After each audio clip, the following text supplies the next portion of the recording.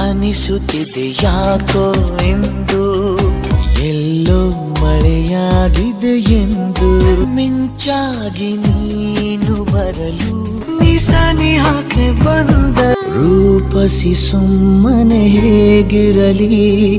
ಆಯವಾಗಿದೆ ಮನಸ್ಸು ಗಮನಿಸುವೊಮ್ಮೆ ನೀನು. ಪರವಶನಾದೆನು ಏನೆಂದು ಹೆಸರಿಡಲಿ, ಅದೇ